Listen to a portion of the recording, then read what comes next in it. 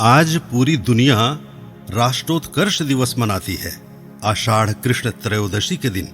जो शुभ दिन है, सनातन धर्म के सार्वभौम धर्मगुरु श्रीमद् जगद्गुरु शंकराचार्य स्वामी निश्चलानंद सरस्वती जी महाभाग के प्राकट्य का। अपने अलौकिक तत्व ज्ञान एवं दिव्य तथा अद्वितीय मेधा शक्ति के बल पर भारतवर्ष को पुनः विश्व गुरु के रूप में उभारने वाले वेदादि शास्त्रों के परम ज्ञाता, सनातन धर्म के सर्वोच्च, सर्वमान्य और सार्वभौम धर्मगुरु ऋग्वेदीय पूर्वामनाय श्री गोवर्धन मठ पुरी पीठाधीश्वर अनंत श्री विभूषित श्रीमद् जगद्गुरु शंकराचार्य स्वामी निश्चलानंद सरस्वती जी महाभाग का दिव्य अवतरण आज से 78 वर्ष पूर्व बिहार प्रांत के मिथिलांचल में दरभंगा जिले, जिसे वर्तमान में मधुबनी कहते हैं, के हरिपुर बख्शी टोला नामक गांव में आषाढ़ कृष्ण त्रयोदशी दिन बुधवार रोहिणी नक्षत्र विक्रम संवत 2000 अर्थात 30 जून ईस्वी सन 1943 को हुआ था, जिनका श्री गोवर्धन मठ पुरी पीठ के 144वें श्रीमद् जगद्गुरु शंकराचार्य स्वनाम धन्य श्री निरंजन देव तीर्थ जी महाभाग के चिन्मय कर कमलों से माघ शुक्ल षष्ठी दिन रविवार विक्रम संवत 2048 तदनुसार 9 फरवरी सन 1992 को श्री गोवर्धन मठ के 145वें श्रीमद् जगद्गुरु शंकराचार्य के पद पर अभिषेक हुआ था। आज भारत सहित समूचे विश्व में रहने वाले श्रद्धालु जन पूज्यपाद के प्राकट्य दिवस को राष्ट्रोत्कर्ष दिवस के रूप में अत्यंत हर्षोल्लास पूर्वक मनाते हैं। पूज्यपाद ने अन्यों के हित का ध्यान रखते हुए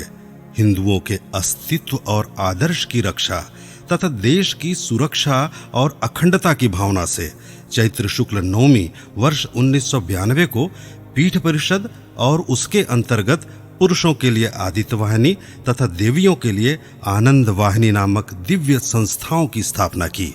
जिनके माध्यम से सनातन मान बिंदुओं की रक्षा के विविध अभियान यथा श्री राम सेतु रक्षा अभियान, श्री गंगा रक्षा अभियान, श्री राम जन्मभूमि अभियान आदि पूज्यपाद के मार्गदर्शन में संचालित हुए। इन संस्थाओं का उद्देश्य व्यक्ति तथा समाज को सुबुद्ध, सत्य सहिष्णु और स्वावलंबी बनाना भी है। यह उनका अभियान है कि प्रत्येक व्यक्ति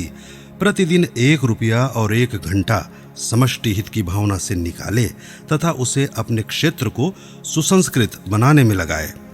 सनातन मान बिंदुओं की रक्षा तथा राष्ट्र की सुरक्षा और अखंडता के लिए उन्होंने अपना संपूर्ण जीवन समर्पित कर दिया है। उत्तराखंड में वसुधारा से लेकर 3/4 भारत की पदयात्रा करने वाले श्रीमद् जगद्गुरु शंकराचार्य जी उस समय देश की सीमाओं पर भी गए, जब सीमाओं में परिस्थितियां प्रतिकूल बन रही थी। वहां जवानों के बलाबल और सेना की तैयारी की जानकारी ली। फिर वहां से लौटकर उन्होंने तत्कालीन प्रधानमंत्री जी को कारगिल युद्ध की संभावनाओं से अवगत कराते हुए उन्हें सचेत कर अपने राष्ट्र धर्म का परिचय दिया था। राष्ट्र की रक्षा, सत्य की रक्षा और धर्म की रक्षा को सर्वोच्च मानने वाले पूज्यपाद को अपनी सिद्धांत निष्ठा के कारण प्रारंभ से ही कठिन यातनाएं सहनी पड़ रही हैं, लेकिन वे गुरु ग्रंथ और गोविंद में अटूट आस्था के बल पर अपने सिद्धांत से समझौता किए बिना निरंतर आगे बढ़ रहे हैं।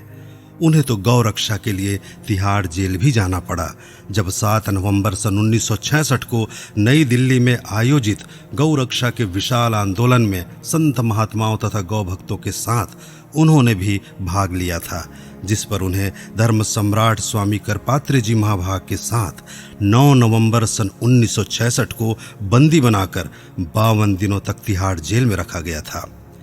श्रीमद् जगद्गुरु शंकराचार्य स्वामी निश्चलानंद सरस्वती जी महाभाग सनातन धर्म के सर्वोच्च धर्मगुरु और सर्वोच्च न्यायाधिपति हैं। उन्होंने विश्व प्रसिद्ध श्री जगन्नाथ मंदिर, श्री मंदिर के वर्षों पुराने विवाद पर जो शास्त्र सम्मत निर्णय दिया, उसे यथारूप मान्य उच्च न्यायालय भुवनेश्वर ने स्वीकार किया।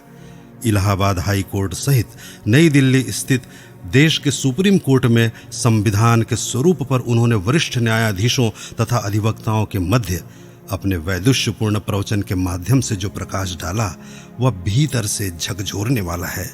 संविधान के स्वरूप को निरूपित करते हुए उन्होंने उच्चतम न्यायालय में कहा कि काल के द्वारा, देश के द्वारा, वस्तु या व्यक्ति के द्वारा जिसकी उपयोगिता तनिक भी कुंठित न हो, हर देश में, हर काल में, हर व्यक्ति के लिए जिसकी उपयोगिता अक्षुण्ण रहे, ऐसा संविधान सर्वोत्कृष्ट माना जाएगा। शिक्षा, रक्षा, वाणिज्य, कृषि, गोरक्ष और सेवा का प्रकल्प सबको सदा संतुलित रूप से सुलभ होता रहे, यह उस संविधान का उत्कर्ष माना जाएगा। पूज्यपाद ने विश्व को राजनीति की स्वस्थ परिभाषा देते हुए कहा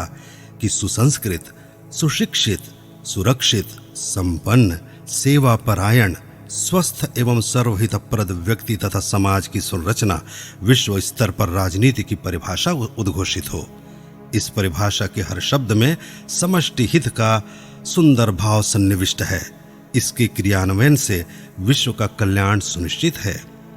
देश के प्रसिद्ध वैज्ञानिक संस्थान इसरो,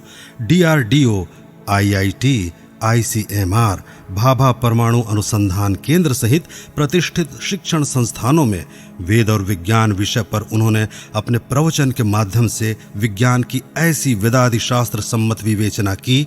जिसे देख संपूर्ण वैज्ञानिक संस्थान एवं शिक्षा जगत चकित है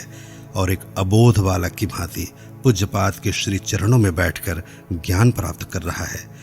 यहाँ यह विशेष रूप से उल्लेखनीय है कि संयुक्त राष्ट्र महासंघ ने दिनांक 28 से 31 अगस्त सन 2000 को न्यूयॉर्क में आयोजित विश्व शांति शिखर सम्मेलन तथा वर्ल्ड फेस डेवलपमेंट डायलॉग के वाशिंगटन सम्मेलन के अवसर पर उनसे लिखित मार्गदर्शन प्राप्त किया था, जिसे श्री गोवर्धन मठ से संबंधित स्वस्ति प्रकाशन संस्थान द्वारा क्रमशः विश्व शांति का सनातन सिद्धांत तथा सुखमय जीवन का सनातन सिद्धांत शीर्षक से वर्ष 2000 में पुस्तक के रूप में प्रकाशित किया गया था।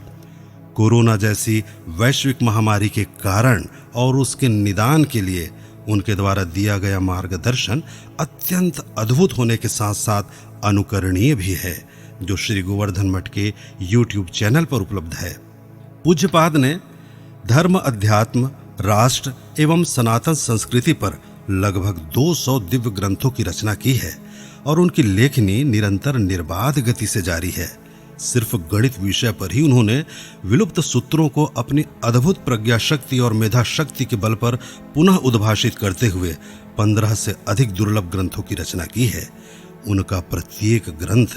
न केवल सदियों से विलुप्त ज्ञान विज्ञान को अत्यंत उदारतापूर्वक उद्भाषित करता है, अपितु विकृत ज्ञान विज्ञान को शुद्ध एवं परिष्कृत कर विश्व समुदाय को उज्जवल मार्ग दिखाता है।